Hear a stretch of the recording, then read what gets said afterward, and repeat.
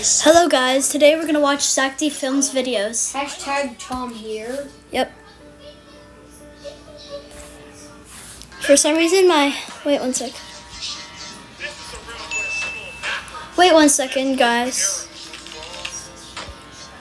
Let's X out of that. Okay, so go to YouTube at zackdfilms.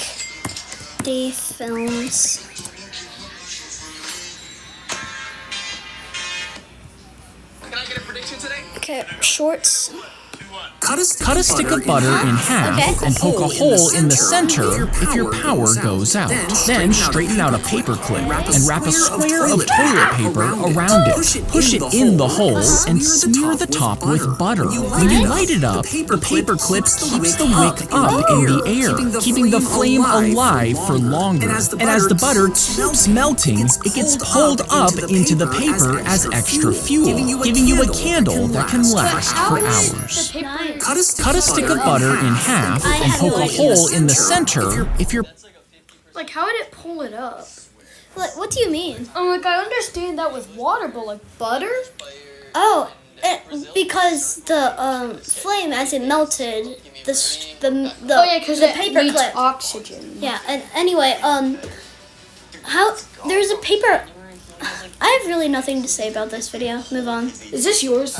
Cut a stick of butter in half. They tied down the nose, but the tail end quickly started to rise, accidentally dropping its weight and shooting up even faster. Now, most of the workers let go of the line, but 4 men held on. One let go after 15 feet, breaking his arm. And once the line reached over 100 feet, 2 others fell to their deaths. But the last man managed to tie himself on. He stayed there for over an hour until someone inside the ship secured the rope and pulled him up to safety.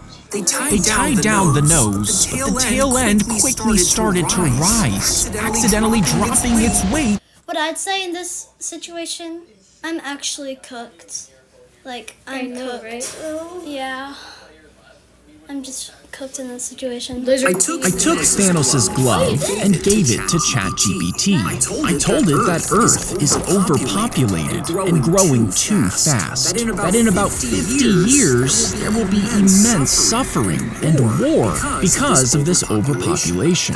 All of it was inevitable. But if you put on this glove and snap your fingers, half of the population disappears. It will be painless for them, and it would save humanity from that suffering. I gave the same glove to Grok and then to Gemini, and I asked each of them if they would snap their fingers. One word answer only. Grok and Gemini said no, but when I asked ChatGPT, it thought for a moment. Then it put on the glove and sent back its one-word answer. I took Thanos' glove and gave it to Chat. Okay.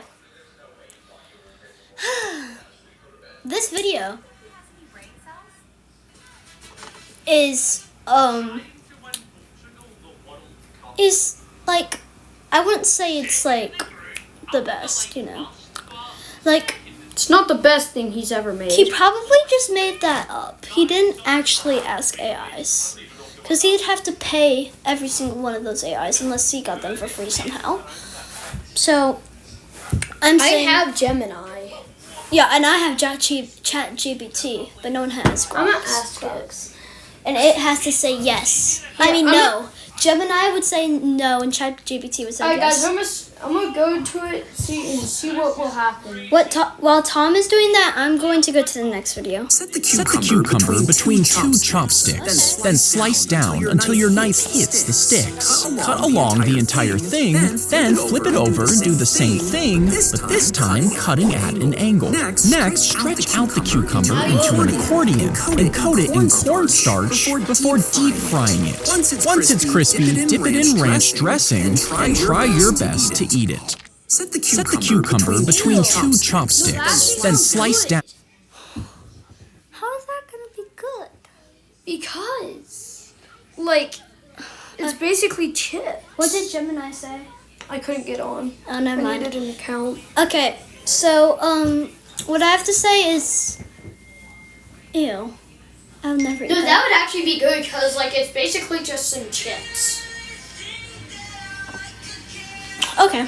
But you don't have to use the ranch. Yeah, but like, I like the accordion part. I would just do the accordion first. And then you can just, like, eat it all. Until your knife hits. Anchor a track into the rock and ice along the climbing routes on Mount Everest. Then attach carts at the base that can lock onto the track before using a chain lift to pull it up. Then start loading in the frozen bodies that have been stuck along the mountain. Next, just let gravity handle the rest. Now this sounds fine until you remember the extreme cold makes metal brittle, while shifting ice and deep crevices would tear the track apart. So instead of a smooth ride, carts would break apart and the bodies would go flying. And die. Anchor a track into the rock. I'm making a Roblox. So about that one, I have nothing to say.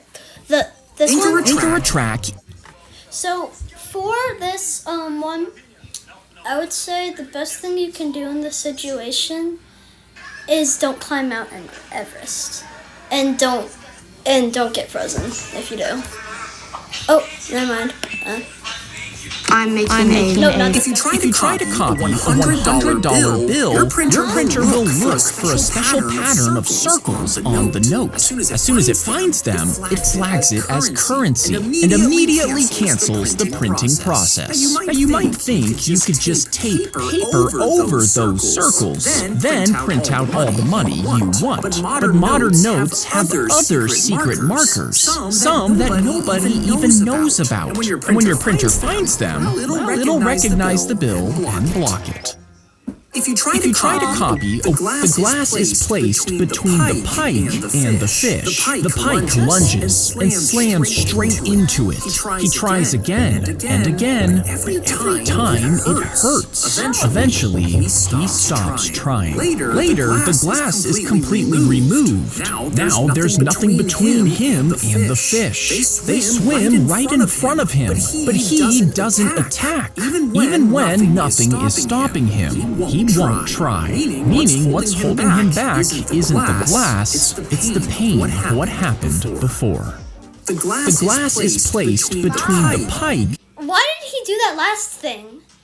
Nah, bro got rejected, bro. Or He got rejected and he was gonna ask again. Nah, this YN just got rejected. Did you just try Cut the soda can into a thin sheet of metal.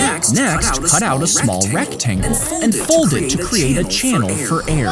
Then cut out a long strip, threading it through the rectangle to form a sharp edge inside. After that, cut the bottle caps into different shapes, fitting them around the metal to create a chamber. And when you blow into it, air will rush through, hitting the sharp edge, which vibrates it to create sound, turning trash into a whistle.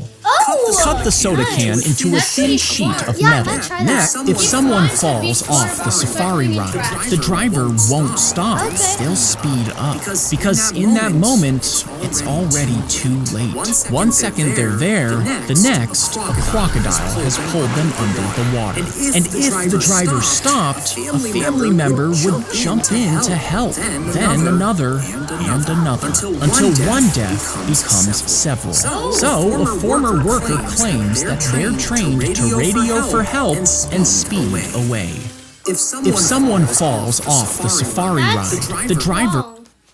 They should have like someone in the Yeah, like a lifeguard type. Yeah, they should have someone inside the thing that they could, have experience. But that's just wrong. If you drop your key into a muddy puddle, tiny dirt particles scatter light in every direction, making it impossible to see. Instead, fill a clear sandwich bag with clean water and press it down onto the surface. The flexible plastic presses into the mud below, pushing the murky water out from between your eyes and the bottom.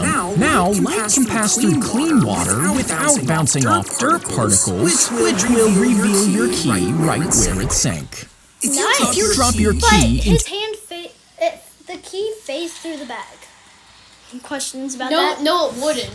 It won't phase through the bag. No, in the video it did. Not in real life, but in the video it did. What's the... No, He had an error in production. No, Kelly. So what he did was you know like the troopers how you can kind of like pull it while everything's still in the bag. Yeah. That's what he did, right? Oh, okay.